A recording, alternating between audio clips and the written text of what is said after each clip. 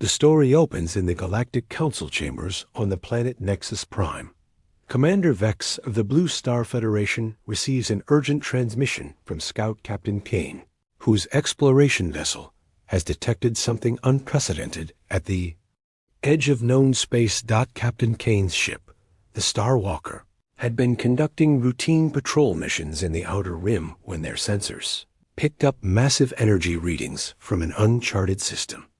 The readings were unlike anything in their databases. The power signature was enormous, easily matching their largest dreadnoughts, but the technology was completely foreign.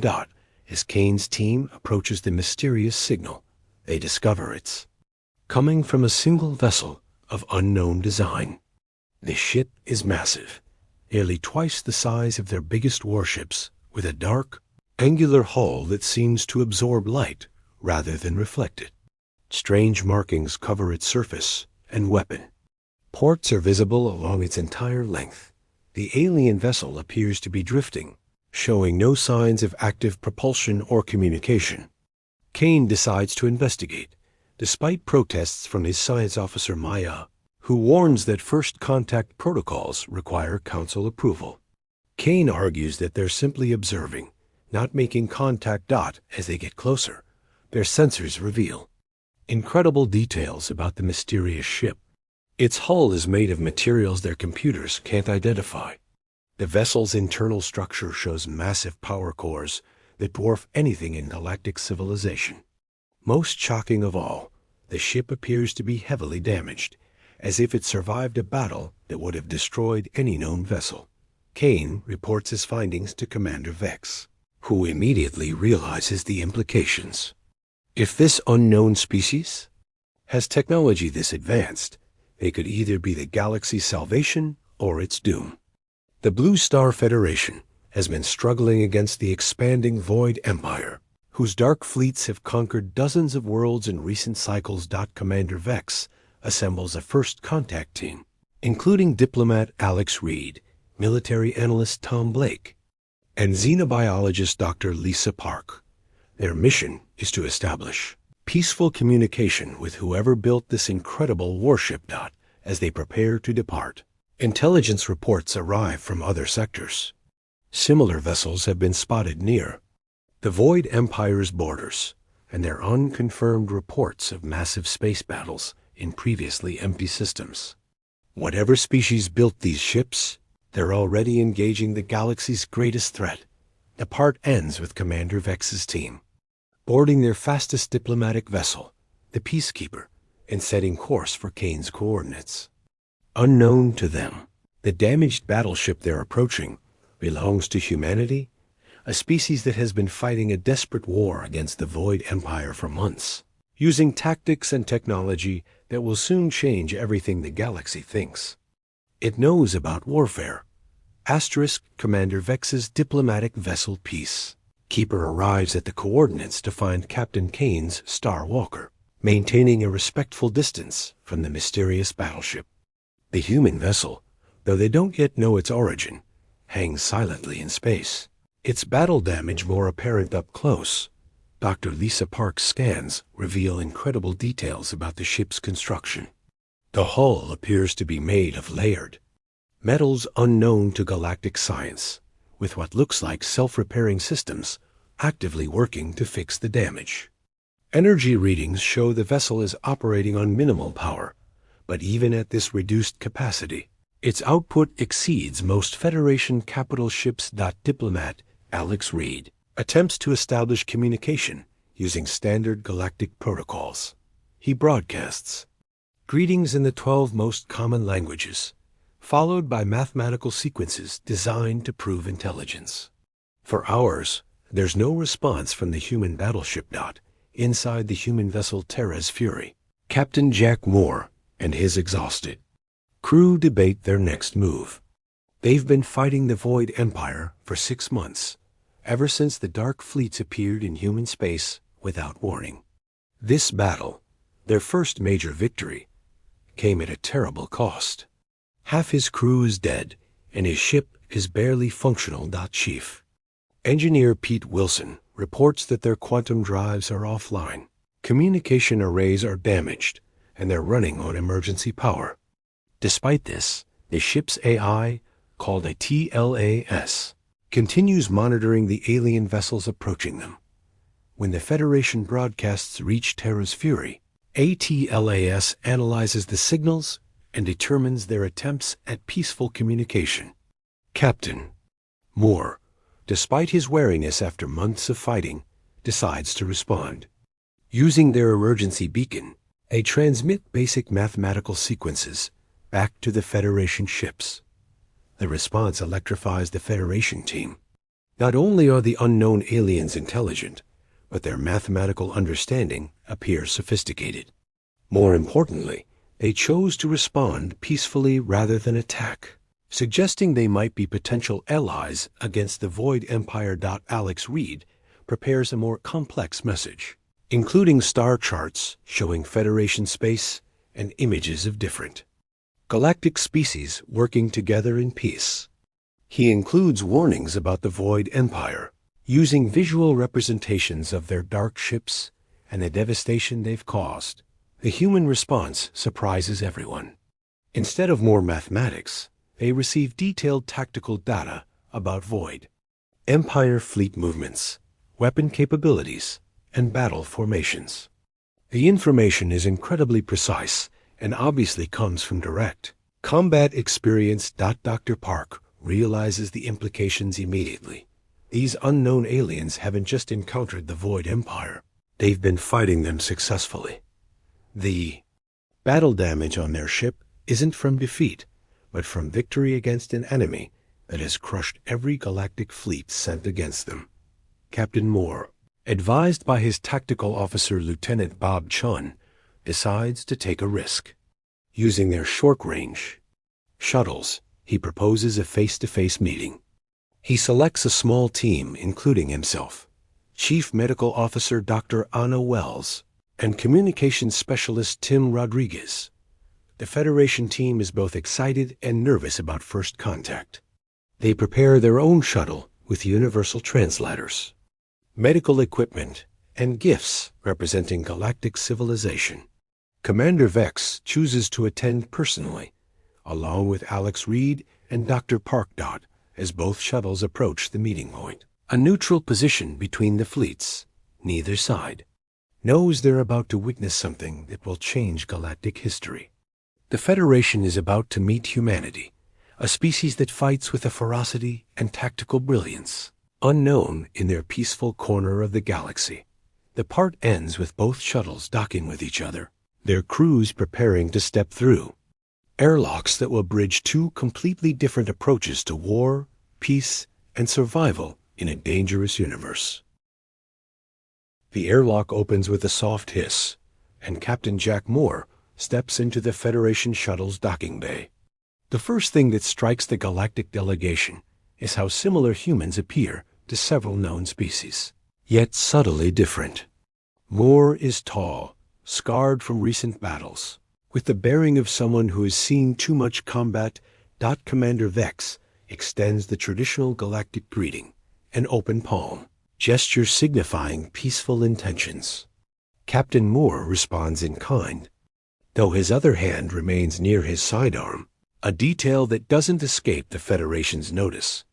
Through the universal translators, first words are exchanged. Moore introduces himself and his species, humans from a star system the galactic maps show as empty space. This revelation puzzles Dr. Park, whose surveys indicated no intelligent life in that sector. Alex Reed begins the formal first contact protocols, but Moore interrupts with a simple question that changes everything. How long has the Void Empire been attacking your people? The Federation team exchanges surprised glances. Commander Vex explains that the Void Empire appeared only recently, conquering outer rim worlds with overwhelming force. No galactic fleet has successfully engaged them and survived. Moore's expression grows grim. He explains that the Void Empire isn't new. They've been expanding for decades, carefully avoiding galactic attention while building their strength. Humanity discovered them by accident when human colony ships encountered Void Scout fleets in unexplored space. Dr. Anna Wells, the human medical officer, shares data tablets showing the devastation the Void Empire brought to human worlds. Entire planets stripped of resources, populations enslaved or eliminated. The images shock the Federation team, who have only seen limited Void attacks on border worlds. Captain Moore reveals the true scope of the threat. The Void Empire has been using the galaxy's peaceful nature against them, studying their tactics and technology while remaining hidden. They attack only when they're certain of victory, which is why no galactic fleet has ever brought back intelligence about their capabilities. Tim Rodriguez, the communications specialist, plays intercepted Void transmissions that chill the Federation team. The Dark Empire doesn't just want territory. They plan to consume the entire galaxy, turning every world into a resource extraction site and every intelligent species into slave labor. Commander Vex asks the obvious question. If the Void Empire is so powerful, how has humanity survived? The answer reveals the fundamental difference between human and galactic approaches to warfare. Moore explains that humans don't fight like the galaxy's civilized species. While galactic warfare follows established rules and conventions, humans adapt constantly. They study their enemies' weaknesses, exploit every advantage, and never surrender even when defeat seems certain. Lieutenant Bob Chun, joining the meeting via communication link, shares tactical data from recent battles. Humans have learned to use the Void Empire's arrogance against them. The Dark Fleets expect easy victories against primitive species, so they're unprepared for humanity's unconventional tactics. The Terras. Fury itself is an example of human military philosophy. Unlike galactic ships designed for specific roles, human vessels are built for adaptability. They can switch from exploration to combat, from stealth operations to frontal assault, depending on what the situation requires. Dr. Park examines the technical specifications Moore shares, amazed by human engineering. Their weapons aren't necessarily more powerful than galactic technology, but they're used in ways no galactic strategist would consider. Humans combine technologies in unexpected ways, creating solutions that shouldn't work, but do. Moore reveals that humanity has won several major battles against Void fleets, but at terrible cost. They're running out of ships, personnel, and resources. Worse, the Void Empire is adapting to human tactics, learning from each engagement. The revelation that stuns the Federation. Team Most is Moore's final admission. Humanity never intended to fight alone. They've been searching for allies, hoping to find other species willing to stand against the Void Empire. The Terra's Fury was actually on a reconnaissance mission to find potential partners when they encountered the Void fleet that damaged them. Commander Vex realizes they're at a crossroads. Humanity offers the galaxy its first real hope against the Void Empire, but only if galactic civilization is willing to abandon its peaceful traditions and learn to fight like humans. The part ends with Moore extending an invitation that will determine the galaxy's fate. Come back to Earth with us. See what we're really fighting for, and decide if your people are ready to do what survival requires. 3 days later, a small Federation fleet follows the Terra's Fury toward human space. Commander Vex has brought his flagship Unity, along with the science vessel Discovery and 2 escort frigates. The journey takes them through several systems the galactic maps mark as uninhabited, revealing how little the galaxy truly knows about its own borders. As they approach the Sol system, the Federation fleet receives its first shock. Long-range sensors detect dozens of vessels, not just military ships, but massive construction platforms, mining operations, and what appear to be mobile shipyards. Humanity has turned their entire star system into a fortress. Captain Moore guides them past defensive platforms that make even Commander Vex's experienced crew nervous. The weapons arrays are unlike anything in galactic databases, particle beam networks, quantum torpedo clusters, and energy shields that could probably stop a planet-killer missile. Dr. Park's scans reveal the true scope of human military preparation. Every asteroid has been converted into either a weapons platform or a resource extraction site. Several moons show signs of massive underground facilities. Even the space around Earth itself bristles with defensive installations. The planet, Earth, appears as they clear the final checkpoint, and the site leaves the Federation team speechless. Unlike the peaceful garden worlds of galactic core systems, Earth shows the scars of a species preparing for total war. Massive orbital shipyards construct vessels of designs that shouldn't be possible, while industrial complexes stretch across entire continents. Admiral Kate Ross, commander of Earth's defense forces, meets them at Orbital Station Alpha. She's younger than Captain Moore, but carries herself with the authority of someone who has never lost a battle she needed to win. Her briefing for the Federation team reveals the true scale of humanity's war effort. Humanity has been preparing for this conflict for 8 months, ever since their first encounters with Void Empire scout fleets. They've converted their entire civilization to a war footing, something no galactic species has ever considered necessary. Admiral Ross explains humanity's strategic philosophy through a series of tactical displays. While galactic forces fight defensively, trying to minimize casualties and preserve resources, humans fight to win at any cost. They're willing to sacrifice ships, stations, even entire fleets if it means stopping the Void Empire's advance. Federation team watches recorded battles that demonstrate human tactical innovation. In one engagement, a human fleet deliberately allowed itself to be surrounded, then used the Void Empire's own formation against them by detonating their own. Damaged vessels and coordinated explosions. Commander Vex struggles to understand this approach. In galactic warfare, losing ships is considered failure. Admiral Ross explains that humans measure success differently. Any battle that weakens the enemy more than it weakens humanity is a victory, regardless of immediate losses.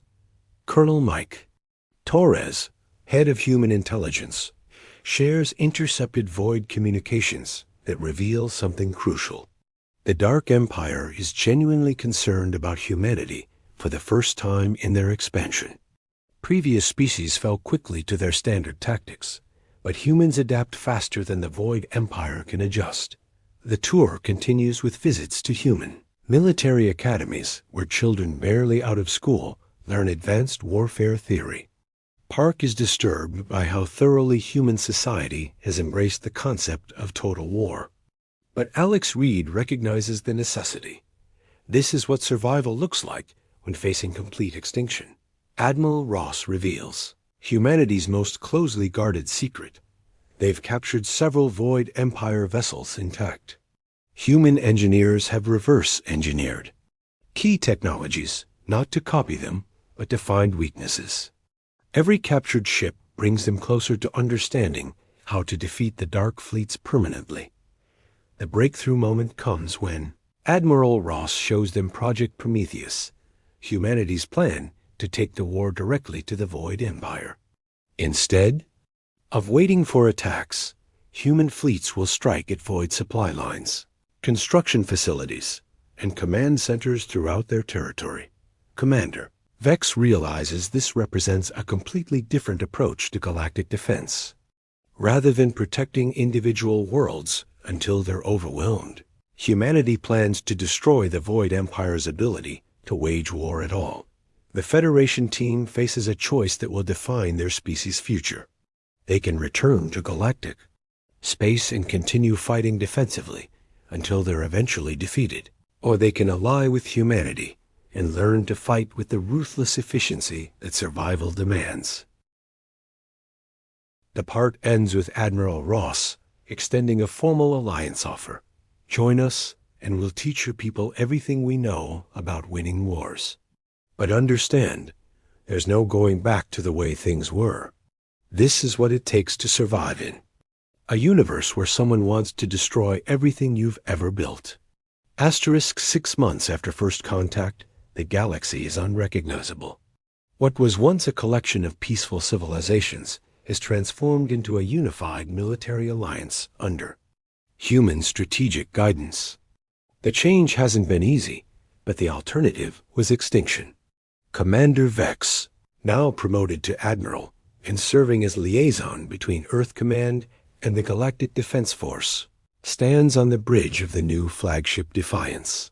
The vessel represents everything the galaxy has learned from humanity. Adaptable, heavily armed, and designed for the kind of warfare that wins conflicts rather than merely participating in them. The Galactic Defense Force's first major operation begins today. Operation Shattered Chain will simultaneously strike 12 Void Empire logistics hubs across 3 sectors, using human-designed tactics and galaxy-wide coordination that would have been impossible before the Alliance. Admiral Kate Ross, now commanding the combined human galactic fleet, reviews final preparations. The force includes not just human vessels like the rebuilt Terra's Fury, but Federation ships redesigned with human weapon systems, and entirely new classes of vessels that combine galactic technology with human tactical philosophy. Captain Moore, recovered from his injuries and commanding the assault group, leads the first wave toward the primary target, a massive Void Empire construction facility that produces their devastating planet-killer weapons. His mixed human-alien crew represents the new reality of galactic warfare. The attack begins with a precision that shocks even the Void Empire. Instead of the direct assaults they've learned to expect from galactic forces, the Allied fleet uses human tactics, deception, misdirection, and coordinated strikes that hit multiple targets simultaneously. Dr. Park, now serving as the Alliance's chief xenobiologist, monitors Void communications from the command ship. The intercepted transmissions reveal confusion and growing panic among the Dark Empire's commanders. For the first time in their expansion, they're fighting an enemy that thinks like they do. The battle demonstrates how completely the galaxy has embraced human military doctrine. Federation ships that once avoided casualties at all costs now make sacrificial runs to protect critical objectives. Galactic commanders who once fought by established rules now adapt their tactics mid-battle based on enemy responses. Lieutenant Rodriguez, coordinating communications between dozens of species, reports successful strikes across all target zones. The Void Empire's carefully constructed supply network is collapsing as their facilities are destroyed faster than they can respond. Admiral Ross receives the reports with satisfaction, but not celebration. She knows this is just the beginning of a war that will determine whether intelligent life survives in this galaxy. The Void Empire will adapt to these tactics eventually, which means the Alliance must continue evolving faster than their enemies. Commander Vex watches the tactical displays, showing Void fleets retreating from positions they've held for months. The sight fills him with hope, but also with sobering awareness of what the galaxy has become. They've traded their peaceful nature for survival, and there's no returning to innocence. The operation's success leads to immediate strategic changes.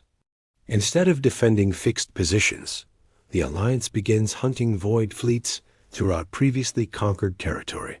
Human advisors work with galactic commanders to plan liberation campaigns that would have been unthinkable before first contact. Captain Moore leads the final phase of the operation, a direct assault on the Void Command Center coordinating the sector's defenses. The battle showcases the new Alliance at its best. Human tactical innovation combined with galactic technological capabilities and the united determination of species fighting for their survival. As the Void facility explodes in a chain reaction that lights up the entire system, the Alliance fleet receives surrender transmissions from remaining enemy vessels. For the first time since the war began, Void Empire forces are offering to surrender. rather than fight to the death. Dr. Anna Wells, now heading the Alliance's Psychological Warfare Division, analyzes the intercepted void communications. The Dark Empire's leadership is beginning to fracture as they realize they're no longer fighting scattered, peaceful civilizations but a unified military force that matches their own ruthlessness. The story concludes with Admiral Ross addressing the combined fleet as they prepare for the next phase of operations. The galaxy has learned humanity's most important lesson. Sometimes survival requires becoming something you never wanted to be, but the alternative is becoming nothing at all. In the final scene, the Alliance fleet jumps to hyperspace, carrying the war directly into Void Empire territory. Behind them, liberated worlds begin the long process of rebuilding, while ahead of them waits an enemy that finally understands they're no longer the galaxy's apex predator. The galaxy that once valued peace above all else has learned to fight like humans, and in doing so, has found its first real hope for victory against the darkness that sought to consume everything they held dear.